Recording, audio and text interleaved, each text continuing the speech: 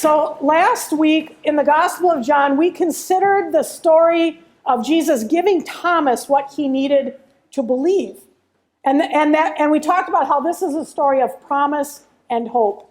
Now today's reading is from the Gospel of Luke, so we don't have Thomas singled out, but all the disciples are there standing, talking, and Jesus comes among them.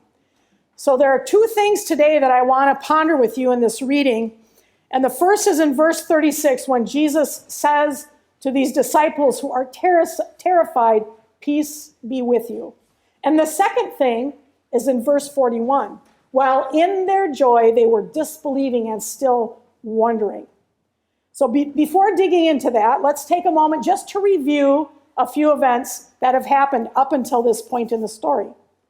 You remember that when the disciples were traveling with Jesus, he predicted his death and resurrection to them 3 times.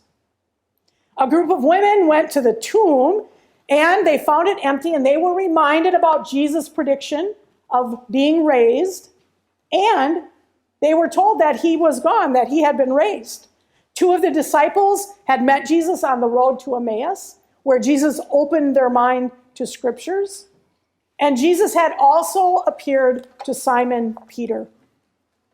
Now, while they were talking about all this, the 2 people who met Jesus on the road to Emmaus, Simon Peter, the women, they're all talking about these things. And then Jesus appears right in front of them, right among them. He speaks to them to calm their fears, and he shows them his hands and feet and the marks left by the nails. And the very first thing that he says to his disciples is, "Peace be with you." Now, Jesus doesn't say, "I forgive you for denying and deserting me." He doesn't say, "I told you so. After all, I've predicted my death and resurrection many times, but you weren't listening." He doesn't say that. He doesn't tell them about his time in the grave and what that was about. He doesn't chart out the future of the church. He doesn't start giving them their mission assignments. And he doesn't promise them that now all their earthly needs will be met and life is going to just run smoothly. Jesus doesn't greet him with words of victory or comfort or promise for a lack of worry. He doesn't do any of this. Instead, he blesses them with his peace. Peace be with you.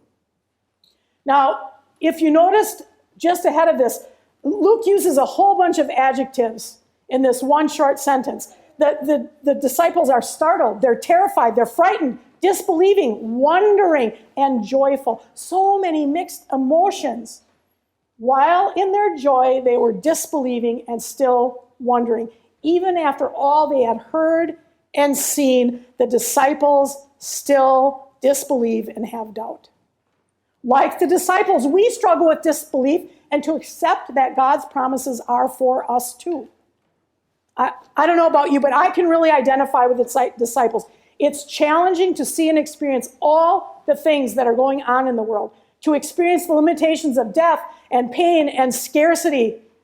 And we know with absolute certainty that all things in this world must end, and at the same time, to find hope in the new life that Christ promises, even when it's standing right there in front of us.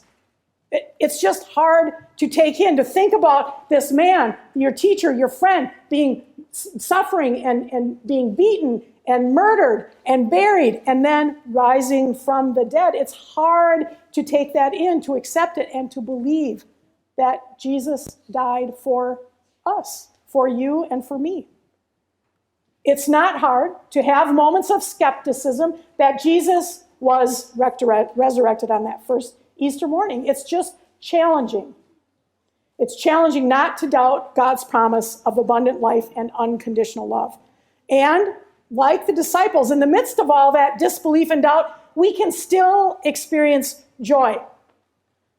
So disbelief and doubt do not have to be limiting factors, and they do not preclude joy. Joy does not come from knowledge or from certainty. We can experience it even in the midst of doubt and wonder and fear. Joy is a gift given by the Lord, and at times we encounter it when we think that we are incapable of feeling such an emotion. So, if you are discouraged or doubting or grieving or fearful or worrying, you may still experience joy. And remember, joy is not a prize to be won or something that we can accomplish or gain or we earn a right to experience. It is a gift, and it comes amid all the other human emotions. Any and all that we might experience. And joy, it often surprises us. It's neither created by our faith nor limited by our doubt, but it always comes as a gift. Joy is a precious gift from God, as are this world and this life. Our lives, they are all beautiful, precious gifts from God. Now, the resurrected Jesus, he does not promise to take us out of this beautiful, difficult world, but he promises peace in the midst of it. Peace that focuses our attention and stills our hearts. Peace that enables us to endure and even flourish. Peace that empowers us to reach out in compassion and mercy and love and, yes, even joy. Peace that invites us to commit ourselves to sharing Jesus' grace and peace with others. In the midst of our uncertainty, disbelief, skepticism, Jesus still offers us peace. Peace be with you. No one ever said the Christian life was meant to be easy or comfortable or be some kind of an accomplishment or to be free from disbelief and doubt. Jesus' peace might not always be what we want, but it is definitely what we need. So this morning, I say to you, peace be with you.